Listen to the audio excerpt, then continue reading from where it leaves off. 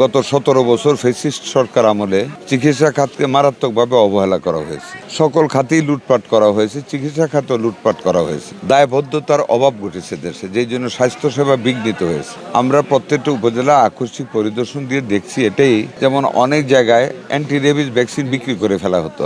আমরা দায়িত্ব গ্রহণের পরে এগুলি আমরা শুনেছি। অ্যান্টি স্নেক ভেনম বিক্রি করে ফেলা হতো, রুগীদেরকে ওষুধ দিত না, ডাক্তাররা নিয়মিত আসতেন না, খারাপ আচরণ করতেন নার্স ডাক্তাররা মানুষের সাথে।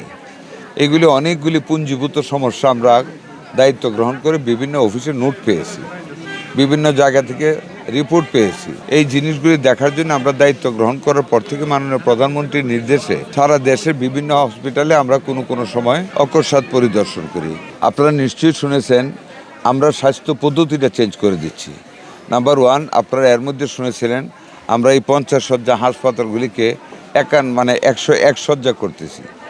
আমরা আরও একটা স্টেপ গত ক্যাবিনেট মিটিংয়ে, গত পরশু দিনের মিটিংয়ে বৃহস্পতিবার মাননীয় প্রধানমন্ত্রীর সাথে আমরা এই জায়গাটাকে আমরা 9 তলা বিশিষ্ট 151 শয্যা বিশিষ্ট হাসপাতালে রূপান্তরিত করতে যাচ্ছি। এই বছর থেকে কাজ শুরু হচ্ছে ইনশাআল্লাহ কনস্ট্রাকশনে। লোডশেডিং কিংবা ঘরের বাইরের তীব্র গরমে ওয়ালটন রিচার্জেবল ফ্যান থাকলে থাকবে শুধু বাতাস আর বাতাস। একবারে আমরা সবগুলি উপজেলা পারবো না, 3টা পর্যায়ে 3 বছরে আমরা সকলগুলি হাসপাতালগুলিকে আমরা 151 শয্যায় নিয়ে যাব। বৃদ্ধির কারণ যদি জিজ্ঞেস করেন, মহিলাদের জন্য স্পেশালি 25টা সিট বরাদ্দ থাকবে, মেয়েদের জন্য প্রসূতিকালীন সময়ের জন্য লেবার রুম সহ এটা বরাদ্দ থাকবে, 20টা সিট বরাদ্দ থাকবে শুধু শিশু সেবা দেওয়ার জন্য, আর 10টা সিট থাকবে আমরা ভবিষ্যতে 2 বছর পর থেকে এখানে ডায়ালাইসিসও করাবো কিডনির, যাতে আমাদের রুগীদের যারা কিডনি রুগী তাদের যাতে বাইরে না যেতে হয়, আমরা ডায়ালাইসিসের ব্যবস্থা এইখানেই করব। ফিজিওথেরাপি, মহিলাদের জন্য মহিলা ডাক্তার থাকবে, পুরুষের জন্য পুরুষ ডাক্তার থাকবে, আমরা ফিজিওথেরাপি করাবো। আমরা 5,000 ডাক্তার নতুন নিয়োগ দেওয়ার জন্য অনুমোদন পেয়েছি। আরও 2,500 নার্স এবং 2,500 টেকনিশিয়ানের জন্য দরখাস্ত যাচ্ছে, ওইটাও পাবো। আমরা এই লোকবলগুলি নিয়োগ করতে যাচ্ছি। প্রত্যেকটা উপজেলায় আমরা আরও পর্যাপ্ত পরিমাণে ডাক্তার আগামী 6 মাস পর থেকে আমরা দেওয়া শুরু করবো ইনশাআল্লাহ।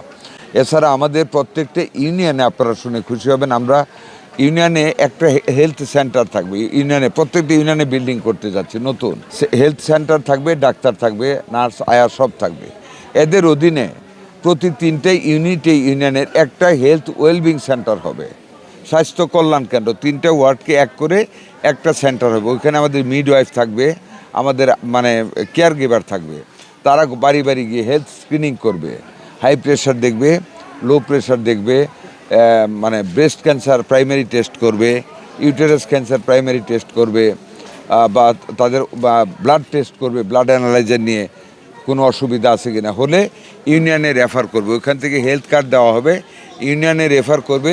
ইউনিয়ন ডাক্তার ওনার পর্যায়ে হলে প্রাথমিক চিকিৎসা করবেন, না হলে উপজেলা হেলথ কমপ্লেক্সে পাঠাবেন। উপজেলা হেলথ কমপ্লেক্স না পারলে সেটাকে ডিস্ট্রিক্টে পাঠাবেন। ডিস্ট্রিক্টের পক্ষে সম্ভব না হলে টারশিয়ারি লেভেলে পাঠাবে, একেবারে যে কেন্দ্রীয়ভাবে।